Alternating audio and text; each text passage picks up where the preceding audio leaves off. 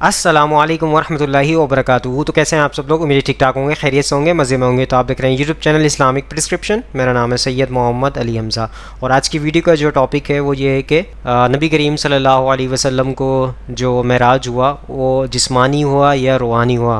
कुछ उलमा कराम जैसे कि जावेद अहमद गामदी साहब ये कहते हैं कि जो है उनको जो है ये रूहानी हुआ। ये जो मेराज का सफ़र था नबी करीम सल्लल्लाहु अलैहि वसल्लम का वो रूहानी हुआ, जिस्मानी नहीं हुआ। और कुछ उलमा कराम कहते हैं कि जिस्मानी प्लस रूहानी हुआ। तो आज की वीडियो में इसकी हकीकत को जानने की कोशिश करेंगे। तो आपके सामने सारे उलमा कराम का मौक़िफ़ पेश करेंगे ताकि आज की वीडियो से आप सबको कुरान और हदीस की रोशनी में दलाइल मिल सकें। तो चलते हैं उलमा कराम की तरफ। सबसे पहला मौक़िफ़ हम लेते हैं मुफ्ती अकमल साहब का, वो क्या कहते हैं इस हवाले से। और ये एक इल्मी नुक्ता ज़हन में रखिए, अरब लोग जिस्म के लिए जसद का लफ्ज़ इस्तेमाल करते हैं और रूह के लिए रूह का लफ्ज़ इस्तेमाल करते हैं। अल्लाह ताला ने ये नहीं फरमाया कि अल्लाह ताला अपने बंदे अपने महबूब को ले गया भी जसदी ही उसके बदन को ले गया, या भी रूह ही उसकी रूह को ले गया, नहीं, बेअब्दी ही फरमाया। याद रखिए, सिर्फ जसद होगा तो जिस्म, रूह का लफ्ज़ होगा तो रूह, और जब अब्द का लफ्ज़ इस्तेमाल किया जाएगा तो ये बदन और रूह के मजमूए पर इस्तेमाल होता है। सही।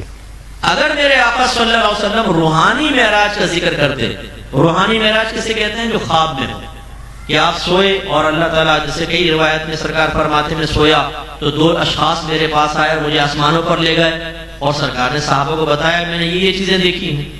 कहीं रिवायत में साबित नहीं कि किसी काफिर ने इसका इनकार किया हो, क्योंकि ख्वाब तो कोई भी देख सकता है, लेकिन इस मेराज का इनकार कर रहे थे। क्यों? लफ्ज़ अब्द आया। काफिर कहने लगे कि जिस्म और रूह के मजमूए से एक आदमी इतने कलील वक्त में जाए और वापस आ जाए, ये पॉसिबल नहीं हो सकता। तो जब मेरे आका ने ये वाक़या बयान किया, सरकार वापस आए और काबतुल्लाह के पास पहुंचे तो अबू जहल से सामना हुआ। अबू जहल ने पूछा कि कुछ नई चीज है? सरकार ने फरमाया हाँ। कहा क्या है? सरकार ने फरमाया आज रात मेरा रब मुझे आसमानों पर ले गया, मैंने सातों आसमानों की सैर की, फुला फुला चीज देखी। कहना कि जो बात मेरे सामने कह रहे सबके सामने कह सकेंगे? सरकार ने फरमाया हाँ। सबको बुला लिया उसने। आप कहा आप कहें? सरकार ने बयान फरमाया। तो उन सब ने तकरीबन इसका इनकार किया कि ये हो ही नहीं सकता कि आप इस तरह जिस्म के साथ चले जाएं। इसका मतलब ये हुआ कि इनकार इसीलिए किया ना कि ये उनको ताज्जुब हुआ कि एक जिस्म और रूह के मजमूए से कोई शख्स कैसे जा सकता है इतना ऊंचा। सही। हम ज्यादा से ज्यादा छलांग लगाएंगे तो 3 फीट या 4 फीट की छलांग होती है, लेकिन जमीन पे खड़े खड़े लगाएंगे, इसके ऊपर तो नहीं जा सकते। और ये एक रात में होकर भी आ गए।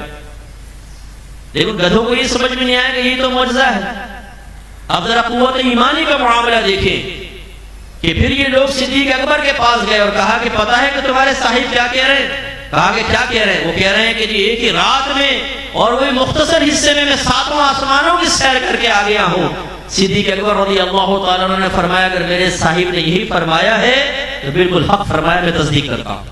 सुभान अल्लाह। सो दोस्तों, आपने मुफ्ती अकमल साहब का मौक़िफ़ सुन लिया। उन्होंने आपके सामने मौक़िफ़ पेश कर दिया है कि नबी करीम सल्लल्लाहु अलैहि वसल्लम को जिस्मानी प्लस रूहानी मेराज हुआ था। आपके सामने मौक़िफ़ पेश कर दिया, तो बिल्कुल दुरुस्त मौक़िफ़ पेश किया। आगे चलते हैं, हनीफ कुरैशी साहब का मौक़िफ़ लेते हैं, वो क्या कहते हैं इस हवाले से। की है गुलामी,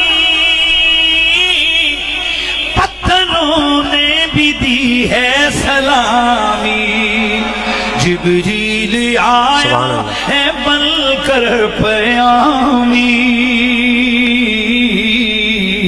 मेरा मुस्तफा वराउल बरा है, मेरा मुस्तफा वराउल।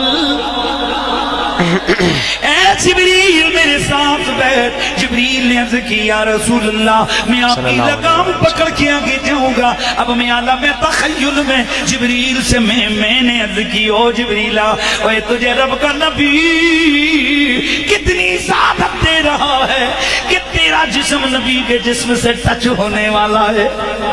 सुभान अल्लाह। ये अंबिया की तौर पे नहीं आए थे, ये रूहानी तौर पे आए थे।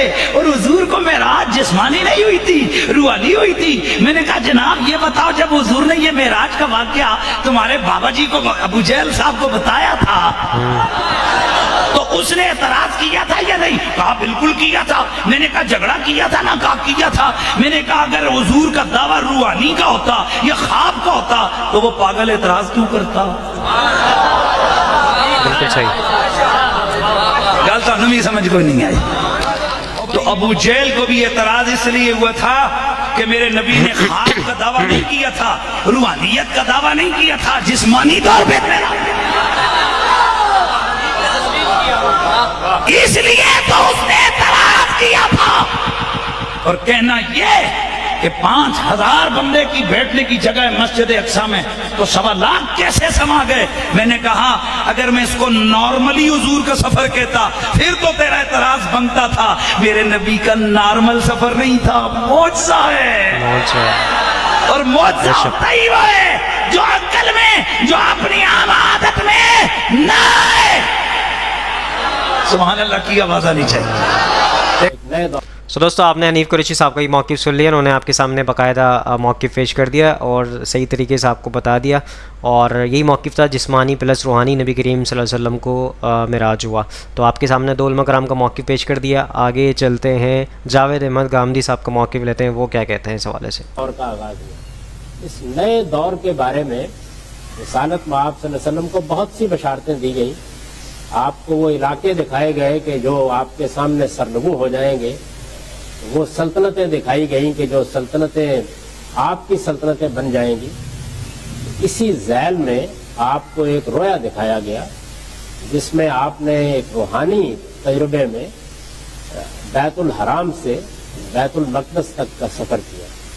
اس کو اصطلاح میں معراج کہا جاتا ہے. قرآن مجید نے اس کے بارے میں خود آگے سورہ بنی اسرائیل میں واضح کر دیا ہے کہ یہ ایک رویا تھا جو آپ کو دکھایا گیا, اس میں کوئی جسمانی انتقال نہیں ہوا. اور یہ قرآن نے سورہ بنی اسرائیل میں خود کہہ دیا ہے کہ وَمَا جَعَلْنَا الرُّؤْيَا الَّتِي أَرَيْنَاكَ إِلَّا فِتْنَةً لِلنَّاسِ. اس میں یہ اعلان کیا گیا تھا, دکھانے کا مقصد یہ تھا کہ اب آپ کی امت اس سارے کے سارے علاقے میں پھیلے گی, ایک عظیم سلطنت وجود میں آئے گی, اور دونوں شہروں کی امانت اب اس کے سپرد کر دی گئی. اس کی حقیقت یہ ہے, باقی قصے اور کہانی.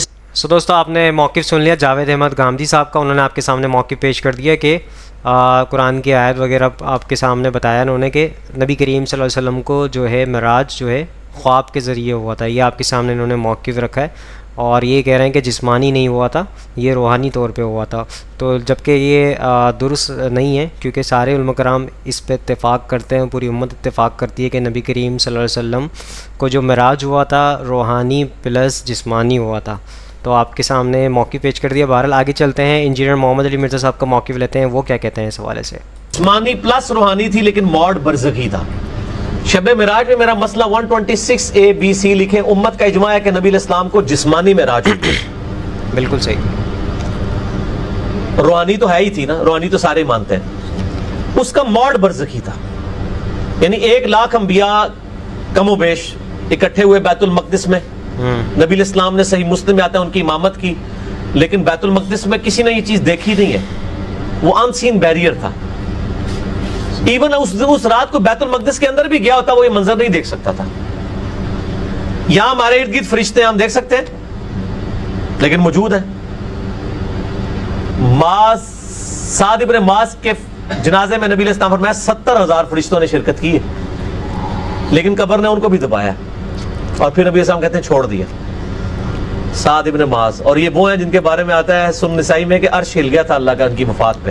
غزوہ خندق پہ ان کو تیر لگا تھا نا, اوس کے سردار تھے, انہی کی وجہ سے ہی تو نبی علیہ السلام کو کامیابیاں ملی. انصار مدینہ یہی لوگ تھے.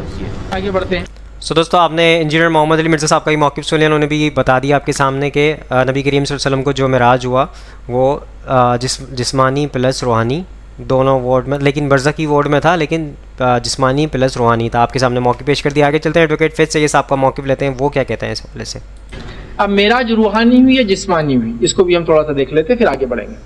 مطلب معراج جو ہوئی یہ روحانی ہوئی یا جسم کے ساتھ ہوئی. تو دیکھیے معراج اگر جسمانی نہیں ہوئی تو پھر معراج رہی نہیں. پھر بالکل صحیح. وجہ اس کی یہ ہے کہ روحانی یا خوابوں کے اعتبار سے تو ہر انسان کہیں تک بھی جا سکتا ہے. ایک آدمی سو گیا سمجھ لیجیے بالفرض, 2 گھنٹے میں جا کے جناب حج بھی کر کے آ گئے, نیند میں. ہوتا ہے نا ایسا, کوئی خواب دیکھ لے انسان, اچھا خواب ہے یہ تو ماشاءاللہ, لیکن ہو سکتا ہے اگر وہ اٹھے نیند میں سے اور آپ بولے, وہ بولتا ارے میں ابھی خواب میں مکہ چلا گیا, تو آپ کیا بولیں گے؟ ارے ہو ہی نہیں سکتا, خواب میں تجھے اچھا مکہ گئے تھے, میں تو مکہ بھی گیا تھا ایک بار, مدینہ بھی گیا تھا ایک بار, بیت المقدس بھی گیا تھا ایک بار, اور میں نے تو امریکہ بھی جا کے آ گیا ایک بار, میں تو فلاں بھی کر لیا. آپ اتنا بیان کریں تو اس میں کوئی تعجب خیز بات ہوگی؟ کوئی بولے کہ میں خواب میں جو ہے مکہ جا کے آ گیا 1 گھنٹے میں ایک نیند کی جھپکی لیا اور مجھے ایسا لگا کہ میں مدینہ جا کے آ گیا, یا میں نے فلاں کیا اور مجھے لگا میں اپنے والدین کے شہر جا کے آ گیا. آپ بولیں گے اس میں کیا نئی بات ہے؟ تو اگر معراج روحانی یا خواب کے ذریعے ہوتی تو کوئی معجزہ اور کوئی نئی بات تو تھی نہیں اس کے اندر, جس سے مشرکین بھڑک جاتے, مذاق اڑاتے اور بولتے تمہارا صاحب نعوذ باللہ اللہ کے رسول کو جو ابوبکر صدیق کے پاس لوگ اور کہا دیکھو تمہارا ساتھی کیا بولتا ہے ابوبکر, راتوں رات کے قصے میں یہ پتہ نہیں مسجد حرم سے نکل کر بیت المقدس جا کر وہاں سے آسمانی سفر کر کے واپس بھی آ گیا. سمجھ رہے بات کو؟ تعجب کی کیا بات تھی؟ جب روحانی معاملہ ہے تو خواب کے اعتبار سے انسان چٹکیوں میں کہیں تک ہی پہنچ جا سکتا ہے نہیں ہے؟ اس میں تو کوئی خاص بات نہیں کہ اس کو کوئی معجزہ ثابت کرنا چاہے, اس پہ کوئی کسی کا مذاق اڑائے. خواب میں تو بھائی کوئی کہیں بھی کتنی دیر میں بھی جا کے آ سکتا ہے. تو پتہ چلا معراج کیسی تھی؟ یہ جسمانی اور روحانی تھی, مطلب جسم اور روح کے ساتھ نبی اکرم صلی اللہ علیہ وسلم نے سفر کیا تھا. اب ایک اور اشکال بہت سے لوگ ہوتے, ارے یہ کیسے ممکن ہے یار کہ اسپیس میں کوئی چلا جائے اور جا کے آسمانوں کا سفر کر کے آ جائے؟ دیکھیے جس نے اسپیس بنایا اس ذات کے لیے کوئی بھی چیز ممکن ہے. یاد رکھیے اللہ نے کرایا نا یہ سفر, اللہ نے کرایا اس لیے ممکن ہے. بہت سارے لوگ ہوتے ہیں جو پڑھے لکھے ہوتے ہیں, پڑھے لکھے ہونا اچھی بات ہے, لیکن انبیاء یہ معجزے جو ہے نا یہ ہماری عقلوں سے اونچے ہوتے ہیں. یہ ریشنل مائنڈ پر آپ اس کو نہیں کر سکتے, کیونکہ اللہ رب العزت یہ ایسا معجزے انبیاء کو دیتا ہے تاکہ ان کی نبوت کو ثابت کرے. یاد رکھیں, سمجھ رہے ہیں بات؟ تو لہٰذا اس بات کو سمجھنے کی ضرورت ہے. اللہ تعالیٰ نے کائنات بنائی ہے اور وہ اپنے انبیاء میں سے جس کے ساتھ جاتا ہے یہ کر سکتا ہے, نبی کو کوئی ضرورت نہیں. پہلی چیز یہ جسمانی روحانی طور سے ہوا. اس کی پہلی دلیل کیا ہے کہ اللہ نے سبحان الذی, تعجب کا صیغہ استعمال کیا. سبحان الذی, پاک ہے وہ ذات. تعجب خواب کے ذریعے تو کوئی کہیں بھی آ سکتا ہے, اس میں کوئی تعجب نہیں, یہ جسم کا تھا. دوسری چیز جو ہے اپنے بندے کا لفظ استعمال کیا, بعبدہ, اپنے بندے کو لے گیا. اور بندہ انسان تبھی ہوتا جب جسم اور روح دونوں ہوں. صحیح, سمجھ رہا؟ تو دوسری چیز. تیسری چیز, کفار نے اس واقعے کا انکار کیا. اگر خواب میں یہ دیکھا ہوتا تو خواب میں تو کچھ بھی دیکھا جا سکتا, تو انکار کی ضرورت ہی نہیں تھی کافروں کی. کافر نے انکار کیا نا, بولا ایسا کیسا ہو سکتا ہے, تو ہی نہیں سکتا. تو کفار کا انکار دلیل ہے, یہ واقعہ جسمانی تھا. چوتھی چیز یاد رکھیے, بیت المقدس کے تعلق سے کفاروں نے جو سوال کیے اور اللہ کے رسول نے جو جواب دیے, نبی اکرم صلی اللہ علیہ وسلم نے کہا میرے سامنے بیت المقدس کو پیش کیا گیا اور اللہ کے رسول ہاں یہ ہے, ہاں یہ ہے, یہ بتاتے.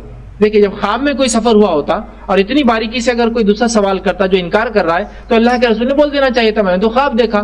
اور خواب میں چیزیں ایک دم ریئلسٹک نہیں ہوتی ہیں, لیکن ریئلسٹک آپ کو بتایا گیا اور آپ ریئل جواب دے رہے. مشرکین نے کہا بیورت تو صحیح ہے, آپ واقعہ جھوٹا بیان کر رہے ہیں لیکن چیزیں سچی بیان کر رہے ہیں اس میں.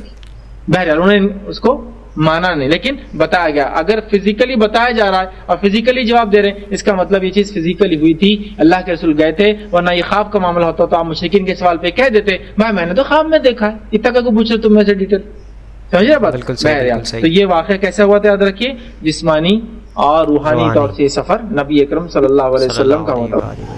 سو دوستو سارے علماء کرام کو موقف آپ کے سامنے پیش کر دیا, اور اس کا مقصد یہ ہوتا ہے علماء کرام کو موقف پیش کرنے کا کہ اس کے ذریعے آپ حق بات تک بآسانی پہنچ سکیں. تو جاوید احمد صاحب گامدی صاحب کا جو موقف تھا وہ درست نہیں تھا اس حوالے سے, کیونکہ سارے علماء کرام کا موقف ہے اور اس پہ دلائل مضبوط اسی طرف ہیں کہ نبی کریم صلی اللہ علیہ وسلم کو جسمانی پلس روحانی معراج ہوا تھا اور برزخی وارڈ تھا اس کا. تو آئی ہوپ آج کی ویڈیو آپ سب کو پسند آئی ہوگی. اس ویڈیو کو زیادہ سے زیادہ لوگوں تک شیئر کریں جس کے پاس نالج نہیں ہے اس تک یہ نالج پہنچے, تو تاکہ آپ بھی صدقے جاریہ میں شامل ہو جائیں. انشاءاللہ نیکسٹ ویڈیو میں ملاقات ہوگی. یہاں پہ دیجیے اجازت, دعا میں یاد رکھیے گا, اپنا خیال رکھیے گا. اللہ حافظ, فی امان اللہ. اے خدا جس نے کی جستجو مل گیا اس کا تو سب کا تو